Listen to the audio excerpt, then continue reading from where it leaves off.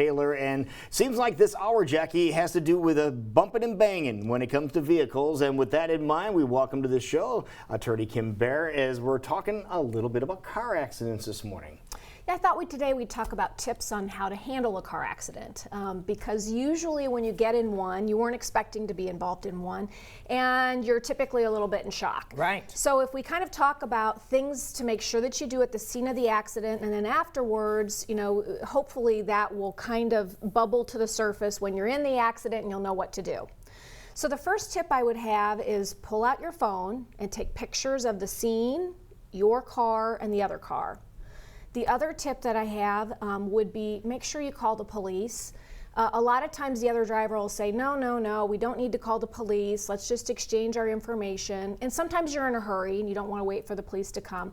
But if you knew the number of times I have somebody come into my office and they say, I was in a car accident, somebody rear-ended me, or I had the green light and they had the red, we didn't call the police, and I need to file a claim and I want you to represent me. And then the next thing we know, the other driver has completely changed their story. And now it's a he said, she said. And who to believe. As I say, where does it go from there? Can there still be a case? There still can be a case. So sometimes we have to look at the damage to the car and how did it happen. Mm-hmm. And that actually leads into my next tip, which is if there are witnesses, because a lot of times people will stop, but they don't want to stick around. And so make sure you get their name and their phone number. If they've got a business card or something, ask for that. Even if you call the police, make sure you get that information. A lot of times the police, taking care of car accidents, especially if no one's really hurt, is not their favorite thing to do. So they show up, they fill out the accident report, and then they send people on their way. And they don't always stop to talk to different people and get names and phone numbers.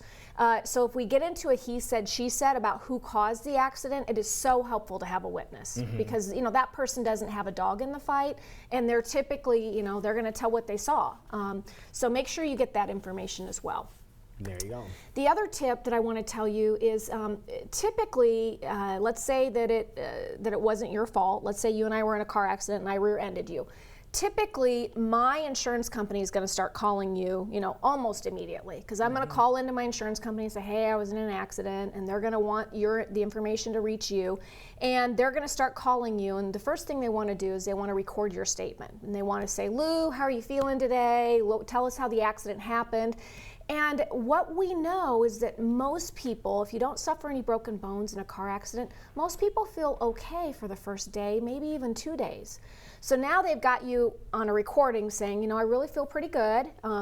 Kim did rear end me, so if you can take care of my car, that would be great. So now we've got that recording, and 2 days later, you wake up and go, oh, my neck, my back, oh, what happened? Because that's about how long whiplash takes to really kind of set in. So one of the tips we have is, it's fine to talk to the insurance adjuster, and some lawyers would tell you not to, so listen to your lawyer. We let our people do it and usually they've done it before they even contact us. Just wait a couple days. Or if you go on ahead and talk to them, say, I don't really know how I feel. The accident just happened. I'm kind of in shock. Why don't you call me back in a couple of days and we'll talk. So that's okay to say? Yeah, absolutely. Say, I don't know how I feel. I don't know how I feel. And they say, well, what do you mean you don't know how you feel? Right. How do you feel, really? Exactly. And you can say, well, right now I'm in shock.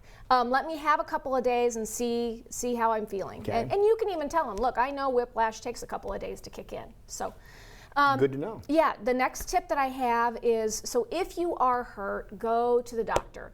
Don't assume if I wait a week, if I wait 2 weeks, I'll bounce back. Because a lot of times, whiplash does not resolve on its own, and you either usually you need physical therapy. Sometimes muscle relaxers will do the trick because you just need to rest.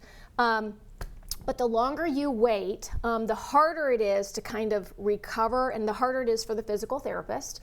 Also, we have, again, an insurance company that's sitting there. If you knew the number of times I've had the conversation with the insurance adjuster and they say, well, Lou didn't even go to the doctor for a week. He wasn't really hurt. How do we know something else didn't happen? Maybe he fell. Maybe he was doing some gardening and that's why his back hurts.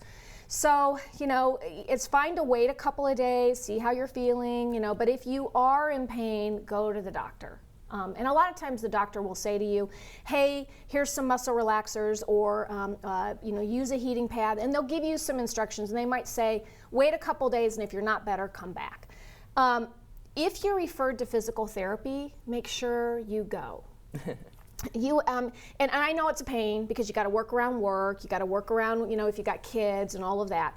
But number one, physical therapy is great. It's great for these types of injuries. And really the number one goal, even though I'm a lawyer here sitting here talking to you about legal rights, the number one goal is really to get you back to normal. That really, and that's got to be your number one goal. So if you go to physical therapy, go to all your sessions, don't miss any, because again, an insurance adjuster will use that against you later. Yeah, and again, by going to the doctor, you have it documented that you went to the doctor. Exactly, you've documented, and when you go to the doctor and when you go to the physical therapist, those are the times to whine. Our human nature sometimes is to be, well, my neck kind of hurt, but it's getting better. Well, that's great, but does it still hurt? Make sure that you tell the doctor, here's where I hurt. My neck hurts, my back hurts, my knee hurts. I think I might have hit the dashboard. Because what I also hear down the road is he didn't start complaining about his knee until 3 weeks later. And maybe you were thinking, well, I have a bruise on my knee. It's not a big deal. Right. In the grand scheme of things, my knee doesn't hurt as bad as my back. But make a list of all of your injuries and make sure you tell the doctor about them. So, yes, it might feel like a whiner, but you should do it. Yeah, now is the time to whine. The other thing, so most people don't use attorneys to negotiate their car, the damages getting their car fixed. Right. You usually have the right to go on ahead and take it to your own shop. You just want to talk to the insurance adjuster about that. Now, let's say I hit you and your car's totaled. And now you're dealing with my insurance company, and they look at your car and they say, okay, we think it's worth $12,000. You don't know if that's a good offer or not. Some people say, well, I thought that was pretty good, so I just took it. Okay, number one, the first offer is not the last offer. Number two, get online and look on Kelley Blue Book or NADA, N-A-D-A, and look up the value of your car. And the things you're going to need to know is the year, the make, the model. Does it have any special features? Make sure to input all of that. If it's got a sunroof, does it have cruise control? Did it have nice tires? Premium sound. What kind of condition is it in? Because a lot of times I've had clients come in and they'll say, well, they offered me $10,000. I got on Kelley Blue Book because I called into your office and that's what they said I should do, and I ended up getting another $3,000 or $4,000. So if you have that information, that's hard for the adjuster to argue with. So a lot of times they're pretty fair on property, but again, even if you don't want to do the legwork, just remember the first offer is usually not the last offer. Okay. So, and that's something you certainly can handle yourself. As tempting as it might be. As tempting as it might be. And the other point I want to make, you can settle your property damage, so you can settle for your car, but that has no impact on your personal injury case. So go ahead, get that money, get it settled, because you need another car usually. So you need to get going. Going back to the accident really quickly, sure. Depending on whoever caused it and a police officer arrives, do you admit anything at that time, or do you just do the details of the accident and then talk to a lawyer later? What do you recommend in that situation? And that's a great question. I mean, we normally don't like people to admit things.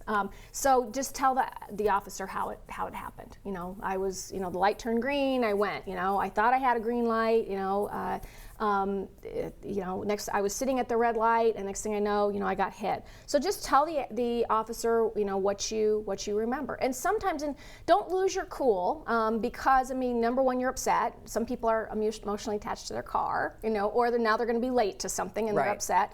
And you just want to basically tell the officer the facts. He's going to document it, and don't be surprised if the other person, gives the officer a completely different story. There you go. Okay. All right.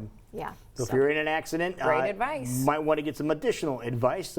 Give Kim a call. There's her number, 279-2000, or what's the easy 800 number? 515-INJURED. 515-INJURED. Again, 515-INJURED will get you right through. Perfect. Yes. Wonderful. Well, thanks, Kim. Yeah. Appreciate good to it. see you guys. Thank you. All right, it's 7:52. We'll be right back. This is CW Iowa Live.